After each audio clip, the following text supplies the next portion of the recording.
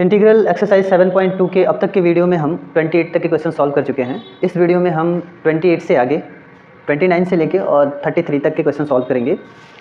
इसमें हम सबसे पहले क्वेश्चन नंबर 30 सॉल्व करेंगे, क्योंकि 30 और 31 ये दो क्वेश्चन सेम पैटर्न पे हैं और 32 और 33 ये दोनों सेम पैटर्न पे हैं। तो इन चार क्वेश्चन को सॉल्व करने के बाद वीडियो के एंड में हम क्वेश्चन नंबर 29 सॉल्व करेंगे, क्योंकि ये थोड़ा इन चारों क्वेश्चनों से थोड़ा सा अलग है। तो अभी हम इस वीडियो की शुरुआत क्वेश्चन नंबर 30 से करते हैं। तो चलिए सॉल्व करते हैं क्वेश्चन नंबर 30। क्वेश्चन नंबर जो 30 है वो इंटीग्रल फाइंड आउट करना है sine x by 1 plus cos x का एक्स के रिस्पेक्ट में। तो लिखेंगे integral of sine x by 1 plus cos x with respect to x. इसमें हम ये देख पा रहे हैं कि दो फंक्शन, एक न्यूमरेटर में और एक डिनोमिनेटर में, और दोनों ही ट्रिग्नोमेट्रिक फंक्शन। इनमें से हमें एक फंक्शन सब्स्टिट्यूट करना होगा किसी वेरिएबल के बराबर, और वो इस प्रकार से वो फंक्शन चुना जाएगा कि वो फंक्शन किसी दूसरे फंक्शन का या दिए हुए एक दूसरे फंक्शन है, जैसे इसमें दो फंक्शन है तो एक फंक्शन दूसरे फंक्शन का डिफरेंशियल होना चाहिए। तो जैसे कि अगर हम 1 प्लस कॉस एक्स चुनते हैं और इसको टी सब्स्टिट्यूट करते हैं, इसका जो डिफरेंशियल होगा वो माइनस साइन एक्स हो जाएगा, क्योंकि इसका डिफरेंशियल 0 होगा 1 का डिफरेंशियल, और कॉस का डिफरेंशियल माइनस साइन हो जाता है, और यहाँ हमारे पास साइन है भी, है ना। तो इसका मतलब कि अगर इसका हम डिफरेंशिएशन फाइंड आउट करें तो लगभग इसके बराबर होगा, बस माइनस का फर्क पड़ जाएगा, वो हम बाद में ट्रांसपोज कर लेते हैं। तो इसलिए हम यहाँ लिखेंगे let 1 plus cos x is equal to t, और दोनों ही पक्षों का एक्स के रिस्पेक्ट में डिफरेंशियल फाइंड आउट करेंगे। इसका डिफरेंशियल 0 होगा क्योंकि कांस्टेंट है, और कॉस का डिफरेंशियल माइनस साइन एक्स होगा is equal to d t by d x होगा। अभी यहाँ हम क्या करेंगे, dx को लेफ्ट हैंड साइड में ट्रांसपोज कर देंगे और दोनों ही पक्षों में -1 से मल्टीप्लाई कर लेंगे, क्योंकि साइन एक्स इंटू जो dx होगा, हमारे पास साइन एक्स इंटू dx तो है लेकिन माइनस नहीं है यहाँ, और यहाँ माइनस अतिरिक्त में है, तो इसलिए दोनों ही पक्षों में -1 से मल्टीप्लाई कर देंगे ताकि इधर माइनस ना रहे, दूसरे पक्ष में चला जाए। तो इसलिए हम यहाँ लिखेंगे sine x into d x is equal to minus d t. दोनों पक्षों में -1 से मल्टीप्लाई किया, यहाँ माइनस हो गया और यहाँ प्लस हो गया, और फिर dx को फिर हमने इधर ट्रांसपोज कर लिया। तो अभी ये जो दो डेटा हमारे पास हैं 1 plus cos x is equal to t और sine x into d x is equal to minus d t, इन दोनों का अनुप्रयोग करेंगे इसको सब्स्टिट्यूट करने के लिए, और सब्स्टिट्यूट करने के बाद से हम इसको एक अलग तरह के फंक्शन में कन्वर्ट करके और वहाँ हम इंटीग्रल फाइंड आउट कर लेंगे, लिखेंगे देन तब। अब ये दोनों डेटा यूज करने के बाद ये कैसा हो जाएगा, पहले इसको लिख लेते हैं फिर करते हैं convert. Integral of sine x by 1 plus cos x with respect to x is equal to sine x into d x minus d t के बराबर हो जाएगा, और न्यूमरेटर में कुछ बचा नहीं तो 1 लिख लेंगे, और डिनोमिनेटर में 1 प्लस कॉस एक्स है, 1 प्लस कॉस एक्स सब्स्टिट्यूट हो जाएगा टी में, तो ये 1/t होगा विद रिस्पेक्ट टू टी। यहाँ माइनस है तो माइनस को बाहर निकाल लेंगे, यहाँ लिख देंगे minus integral of 1/t with respect to t. अब हम ये जानते हैं integral of 1/x with respect to x का वैल्यू जो होता है वो log x के बराबर होता है, तो यहाँ t है यहाँ भी t है तो log t के बराबर हो जाएगा, इसलिए हम यहाँ लिखेंगे is equal to minus log t और इंटीग्रल कांस्टेंट c। अभी हम यहाँ रिवर्स सब्स्टिट्यूशन कर लेंगे, क्योंकि हमारे क्वेश्चन में कहीं t नहीं था और अभी t हमें यहाँ मिल चुका है, तो t को हम रिवर्स सब्स्टिट्यूट कर लेंगे 1 प्लस कॉस एक्स से। तो यहाँ लिखेंगे log 1 प्लस कॉस एक्स और इंटीग्रल कांस्टेंट c। तो ये इंटीग्रल वैल्यू हुआ sign x by 1 plus cos x का x के रिस्पेक्ट में। अब आप ये समझ सकते हैं कि इन और क्वेश्चन नंबर 30 और क्वेश्चन नंबर 31 इन दोनों में क्या फ़र्क है, थोड़ा सा बस फ़र्क है, बाकी चीज़ें सेम ही हैं। न्यूमरेटर यहाँ साइन एक्स है, यहाँ भी साइन एक्स है, न्यूमरेटर यहाँ 1 प्लस कॉस है, यहाँ भी 1 प्लस कॉस है, सिवाय इसके कि यहाँ होल पावर 2 है। तो सब्स्टिट्यूशन करते वक्त सेम यही प्रोसेस फॉलो करेंगे जो हमने क्वेश्चन नंबर 30 के लिए किया हुआ है। फ़र्क सिर्फ यहाँ ये होगा कि यहाँ जो t है वो t स्क्वायर के रूप में हो जाएगा, और जब t स्क्वायर होगा तो वहाँ हम एल्जेब्रिक फंक्शन के जो इंटीग्रल का रूल होता है वो फॉलो करेंगे और फिर उसको सॉल्व कर लेंगे। तो ये क्वेश्चन इस तरह से टास्क के रूप में हो गया, और इन क्वेश्चन से हम 2 क्वेश्चन और क्रिएट कर लेते हैं, और वो क्वेश्चन आप सॉल्व करेंगे, वो भी टास्क के रूप में ही होगा। इस क्वेश्चन को अगर हम कन्वर्ट कर लें तो एक तरह का क्वेश्चन बना सकते हैं, हम लिख लेंगे cos x by 1 plus sine x, इसका इंटीग्रल करेंगे x के रिस्पेक्ट में। और इस क्वेश्चन से भी हम ऐसा कर सकते हैं cos x by 1 plus sine x power 2 whole power 2, क्योंकि आप ये जानते हैं कि अगर इसको t के इक्वल मानते हैं तो इसका डिफरेंशियल 0 और इसका डिफरेंशियल कॉस एक्स होगा, और यहाँ कॉस एक्स है भी, है ना। तो आप ये 2 क्वेश्चन टास्क के रूप में ले लेंगे अतिरिक्त, जो कि इस एक्सरसाइज में नहीं है, लेकिन इन क्वेश्चन को देख के मुझे लग रहा है कि इन क्वेश्चन के आधार पे हम ये दोनों क्वेश्चन ही सॉल्व कर सकते हैं। तो ये क्वेश्चन भी टास्क के रूप में होगा, ये हो गया टास्क और ये हो गया टास्क। तो यहाँ टास्क 1, टास्क 2 और टास्क 3, 3 टास्क में क्वेश्चन हो गए। अब हम चलते हैं क्वेश्चन नंबर 32 की तरफ। और क्वेश्चन नंबर 32 और 33 ये दो जो क्वेश्चन हैं वो सेम पैटर्न पे हैं, है ना। इसमें से एक कोई सॉल्व करेंगे और एक हम टास्क के रूप में लेंगे और फिर क्वेश्चन नंबर 29 सॉल्व करेंगे इस वीडियो के एंड में। तो सबसे पहले हम क्वेश्चन नंबर 32 सॉल्व करते हैं, फिर इसके बारे में चर्चा करेंगे कि इसका किस तरह से इसको सॉल्व किया जाएगा, थोड़ा हिंट देंगे और फिर जाके क्वेश्चन नंबर 29 सॉल्व करेंगे। तो अगला क्वेश्चन 32 है, 1/1 प्लस कॉट एक्स का इंटीग्रल फाइंड आउट करना है एक्स के रिस्पेक्ट में। अभी यहाँ अगर हम सब्स्टिट्यूशन करें, अगर इसको टी के बराबर माने और इसका डिफरेंशियल फाइंड आउट करें, तो इसका जो डिफरेंशियल होगा वो होगा माइनस कॉसेक स्क्वायर एक्स, और माइनस कॉसेक स्क्वायर एक्स यहाँ है नहीं, तो फिर हम सब्स्टिट्यूशन कर नहीं पाएंगे। तो डायरेक्टली तो यहाँ ये सॉल्व नहीं हो सकता है, इसमें हमें कुछ बहुत त्रिकोणमिति का अनुप्रयोग करना पड़ेगा ताकि हम इस क्वेश्चन को वैसे स्टेट में ले जा पाएँ, वैसी स्थिति में ले जा पाएँ जहाँ से हम सब्स्टिट्यूशन कर सकें और इसको सॉल्व कर सकें। तो सबसे पहले हम वर्क कर लेते हैं 1/1 प्लस कॉट एक्स पे। तो लिखते हैं 1/1 प्लस कॉट एक्स, और इसमें ट्रिग्नोमेट्री यूज करते हैं। 1 प्लस कॉट एक्स को हम कन्वर्ट कर सकते हैं cos x by sine x में, और इसका इससे मल्टीप्लाई कर लेंगे तो यहाँ होगा 1/sin x plus cos x whole by sine x. अभी हम ये जानते हैं कि a/b/c हो, और ये तो मेन बट्टा पे हम उंगली रखते हैं और इसको टेल मान के, इसको पूंछ मान के और इसका पूंछ पटक देते हैं इधर, तो ये न्यूमरेटर से मल्टीप्लाई हो जाता है और ये डिनोमिनेटर ही रह जाता है। यानी कि डिनोमिनेटर का जो न्यूमरेटर होता है वो डिनोमिनेटर बन जाता है और डिनोमिनेटर का जो डिनोमिनेटर होता है वो न्यूमरेटर बन जाता है। ठीक है, तो इस तरह से ये साइन एक्स हो गया और by sine x plus cos x हो गया, मतलब इसको इस रूप में लिखा जाएगा। अभी यहाँ के बाद भी देख लेते हैं कि क्या सब्स्टिट्यूशन इस पे लागू हो सकता है या नहीं हो सकता है, या सब्स्टिट्यूट कर सकते हैं या नहीं कर सकते हैं। तो यदि हम इसको टी मानते हैं तो इसका डिफरेंशियल होगा कॉस एक्स, इसका डिफरेंशियल होगा माइनस साइन एक्स, यानी हमें डिफरेंशियल करने के बाद मिल जाएगा cos x minus sine x. और वो ये जो डिफरेंशियल का जो टर्म है, इसके डिफरेंशियल का जो ये टर्म है ये न्यूमरेटर में अवेलेबल होना चाहिए, लेकिन न्यूमरेटर में तो है नहीं, न्यूमरेटर में तो केवल साइन है। तो हमें कुछ भी करके इस टर्म के रूप में इस टर्म को चेंज करना पड़ेगा, है ना। तो करते हैं, न्यूमरेटर में ये टर्म लाने के लिए कुछ परिवर्तन इसमें करेंगे न्यूमरेटर में, और परिवर्तन इस प्रकार का होगा कि इसके पूरे वैल्यू में कोई चेंजिंग भी नहीं आना चाहिए। तो यहाँ हम लिख लेंगे साइन एक्स लिखने के बाद यहाँ लिख लेते हैं प्लस कॉस एक्स। ठीक है, प्लस कॉस एक्स लिखेंगे तो यहाँ हमें माइनस कॉस एक्स भी लिखना पड़ेगा, क्योंकि बैलेंस बराबर है, प्लस से माइनस कॉस एक्स कैंसिल हो जाएगा, अभी भी साइन एक्स है। तो यहाँ अभी बैलेंस हो गया है, लेकिन हमें अभी भी इंतजार है कि cos x minus sine x मिलना चाहिए, है ना। और cos x minus sine x तभी मिल सकता है जब हम यहाँ एक प्लस में साइन एक्स लिखें। ऐसा क्यों? हमें माइनस साइन चाहिए तो हम प्लस में साइन एक्स क्यों लिख रहे हैं? तो इसको समझने के लिए हम ये समझ लेते हैं कि हम इन दो टर्म को एक ब्रैकेट में कर लेंगे, और ये जो दो टर्म हैं इन दोनों में से हम माइनस कॉमन ले लेंगे, जिसकी वजह से cos x minus sine x हो जाएगा। तो इस टर्म में चेंज भी हो गया। और दूसरी बात कि ऐसा करते वक्त साइन प्लस में है और यहाँ भी साइन क्या है, प्लस में।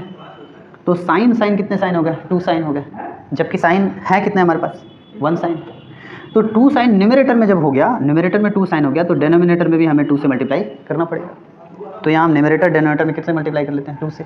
अब 2 साइन हो गया तो एक साइन यहाँ और एक साइन यहाँ लिख लिया हमने योजनाबद्ध तरीके से, और डिनोमिनेटर में हम लिख देंगे 2 into sine x plus cos x. अब हम इसका फाइनल रूप देंगे, मतलब फाइनलाइजेशन करेंगे, तो यहाँ लिखेंगे sine x plus cos x, ये हो गया। और इन दोनों में से जैसा कि तय हुआ था कि माइनस कॉमन करेंगे तो यहाँ हो जाएगा कॉस एक्स और यहाँ हो जाएगा minus sine x.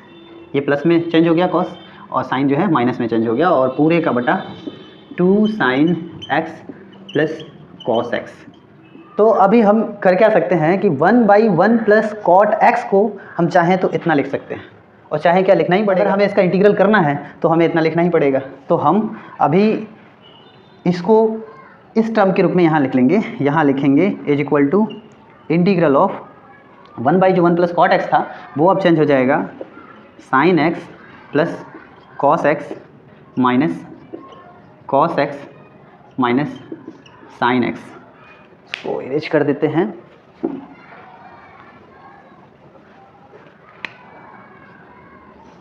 Cos x minus sine x और whole by 2 sine x plus cos x with respect to x.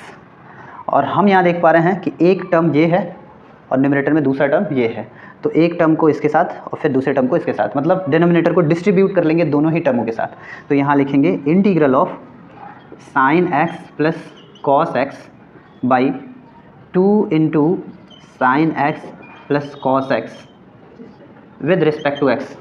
Change कर लिए प्रॉपर्टी के आधार पे, इनडेफिनेट इंटीग्रल के प्रॉपर्टी के आधार पे हमने दो पदों में इसको कन्वर्ट कर लिया। बीच में माइनस है तो यहाँ माइनस लिखेंगे और लिखेंगे integral of cos x minus sine x whole by 2 into sine x plus cos x with respect to x.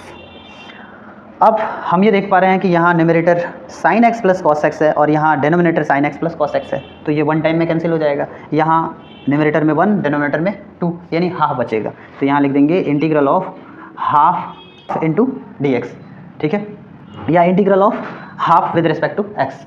और माइनस यहाँ तो कोई चेंजिंग कर नहीं सकते हैं, लेकिन ये जरूर कर सकते हैं कि हाफ को हम बाहर ले लेंगे। तो यहाँ लिख लेंगे half integral of cos x minus sine x by sine x plus cos x into d x are respect to x.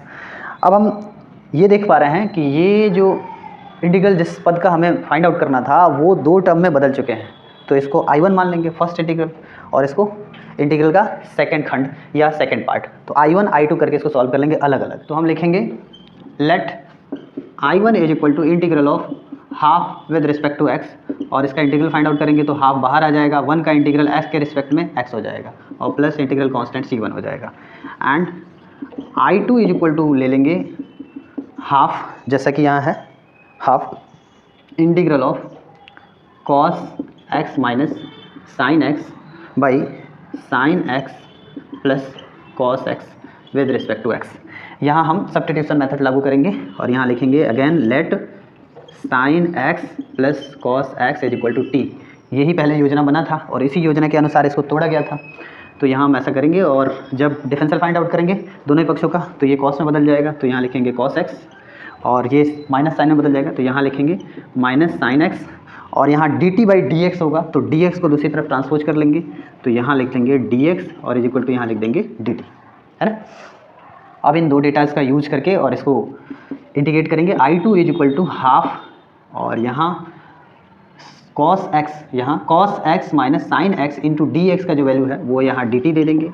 Numerator में कुछ बचा नहीं तो 1 लिख लेंगे और by sine x plus cos x is equal to हो जाएगा टी। अब हम ये जानते हैं कि 1 बाई टी का टी के रिस्पेक्ट में जो इंटीग्रल होता है वो लॉग टी के बराबर होता है, और यहाँ इंटीग्रल कांस्टेंट C2 लिख देंगे। अब यहाँ रिवर्स सब्स्टिट्यूशन कर लेंगे टी का वैल्यू, तो यहाँ हो जाएगा हाफ लॉग टी का वैल्यू है sine x plus cos x, तो यहाँ लिखेंगे sine x plus cos x और प्लस इंटीग्रल कांस्टेंट C2। अभी यहाँ हम चाहें तो चूँकि हाफ पहले से है और इसका जो इंटीग्रल फाइंड आउट किया गया है तो उसमें लॉग टी और प्लस C2 आया हुआ है, तो हाफ का मल्टीप्लाई इससे भी होता है और इससे भी होता है, तो वो लिखना पड़ेगा यहाँ पे। तो यहाँ हम लिखेंगे प्लस हाफ C2 और यहाँ भी हमें देना पड़ेगा प्लस हाफ C2 और लिखेंगे नाउ।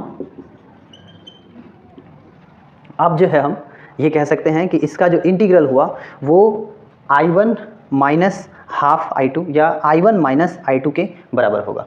तो हम यहाँ लिखेंगे integral of 1 by 1 plus cot x with respect to x is equal to I1 माइनस I2। अभी I1 का जो वैल्यू है वो कितना है वो लिख लेते हैं। यहाँ जगह होगा नहीं तो इसलिए यही हम लिख लेते हैं। I1 का जो वैल्यू है वो हम यहाँ सॉल्व कर चुके हैं हाफ एक्स प्लस C2, तो यहाँ लिखेंगे half x plus C1। Half x plus C1 है, यहाँ लिखेंगे हाफ एक्स प्लस C1 और माइनस है तो यहाँ माइनस लिख देंगे। I2 का जो वैल्यू है हम सॉल्व कर चुके हैं half log sine x plus cos x, और जब माइनस से मल्टीप्लाई करेंगे तो ये भी माइनस में हो जाएगा, तो माइनस हाफ C2 हो जाएगा। और एंड में हम लिख देंगे हाफ एक्स C1 और C2 ये दोनों ही कांस्टेंट हैं, दोनों को एक ही बार C के रूप में कन्वर्ट कर लेंगे। C1 माइनस हाफ C2 को हम लिख देंगे C, और इस टर्म को इसके बाद लिख लेंगे, मतलब इस टर्म के बाद पहले इसको लिख लेंगे और कांस्टेंट को लास्ट में लिख लेंगे। तो लिखेंगे half log sine x plus cos x और प्लस यहाँ C, यहाँ दिखा देंगे क्योंकि C1 minus half C2 is equal to C। तो ये हमारा इंटीग्रल का वैल्यू हुआ दिए गए फंक्शन का 1/1 प्लस कॉट एक्स के रिस्पेक्ट में। अब सेम प्रोसेस हम यहाँ के लिए भी करेंगे, इस क्वेश्चन के लिए भी करेंगे, है ना। बस वो जो ट्रिग्नोमेट्री में इसको चेंज किया गया है वो थोड़ा सा आपको ध्यान रखना है। यहाँ सिर्फ फ़र्क क्या होगा कि आप यहाँ साइन बाई कॉस करेंगे तो कॉस यहाँ चला जाएगा और कॉस माइनस साइन होगा। कॉस माइनस साइन जो होगा, अब उसका डिफरेंशियल फाइंड आउट करेंगे तो कॉस का डिफरेंशियल माइनस साइन हो जाएगा और साइन का डिफरेंशियल कॉस हो जाएगा, है ना। तो इस टर्म को आप कैसे इस टर्म के रूप में चेंज करते हैं, ये डिपेंड करता है कि इसका सॉल्यूशन कर पाएंगे कि नहीं कर पाएंगे। मतलब यदि आप इस टर्म को इस टर्म के रूप में कन्वर्ट कर पाते हैं तब तो आप सब्स्टिट्यूशन करके और इसका इंटीग्रल फाइंड आउट कर पाएंगे। अगर नहीं कर पाते हैं, योजना सही से नहीं बना पाते हैं, प्रोग्रामिंग सही से नहीं कर पाते हैं, तो फिर सॉल्व करना थोड़ा मुश्किल होगा। लेकिन मुश्किलों का सामना कर करके इंसान आगे बढ़ता है। तो मैं चाहूँगा कि आप इस मुश्किल का सामना करें और टास्क के रूप में इस क्वेश्चन को एक्सेप्ट करें। तो ये क्वेश्चन टास्क के रूप में होगा। अब हम सॉल्व करेंगे क्वेश्चन नंबर 29। अब हम क्वेश्चन नंबर 29 सॉल्व करेंगे, जैसा कि हमने वीडियो के शुरू में ही कहा था। तो यहाँ जो सब्स्टिट्यूशन करने के लिए हमारे पास टर्म है वो हम देख पा रहे हैं साइन एक्स है, क्योंकि लॉग साइन एक्स मतलब लॉग एक्स तो खुद ही एक फंक्शन होता है। अब लॉग के अंदर साइन एक्स भी एक फंक्शन है, तो फंक्शन के अंदर फंक्शन है, तो इसलिए हम इसको सब्स्टिट्यूट करेंगे टी के इक्वल में। Sine x is equal to यहाँ टी ले लेंगे, ठीक है। लेकिन ये बिना सोचे समझे नहीं लिया गया है, उसका कारण है यहाँ कोएफिशिएंट के रूप में कॉट एक्स, और कॉट एक्स हम ये जानते हैं कि cos x by sine x के बराबर होता है ना। तो अगर हम इसका सब्स्टिट्यूट टी चुनते हैं और इसका डिफरेंशियल फाइंड आउट करते हैं तो यहाँ होगा कॉस एक्स और यहाँ होगा d t by d x. अभी डी एक्स को इधर ट्रांसपोज कर देते हैं तो यहाँ होगा cos x into d x is equal to d t. हम ये देख पा रहे हैं कि कॉट एक्स को हम चेंज कर लेंगे cos x by sine x में, तो चूँकि कॉस एक्स न्यूमरेटर में रहेगा तो कॉस एक्स और डी एक्स ये दोनों मिलके बना लेंगे डी टी। तो यहाँ हमें मिल जाएगा क्या, डी टी। और लॉग साइन एक्स जो है वो मिल जाएगा हमें लॉग टी के रूप में, क्योंकि साइन एक्स को हमने टी माना है। अब यहाँ क्या बच जाएगा, कॉस एक्स को तो हमने ले लिया हुआ है, बाई में इसके साइन एक्स होगा जब इसको कन्वर्ट करेंगे तो कॉट एक्स का मतलब cos x by sine x. तो यहाँ 1 और बाई कितना टी, क्योंकि साइन एक्स को हमने क्या माना है, टी माना है। यानी ये पूरा का पूरा टर्म चेंज हो जाएगा अब इस तरह से 1/t log t with respect to t, सभी जगह t हो गया। और यही हमारा उद्देश्य होता है सब्स्टिट्यूशन में। तो हम लिख सकते हैं देन, तब ये कन्वर्ट हो गया इसमें, ठीक है। एक बार और इसको समझ लेते हैं।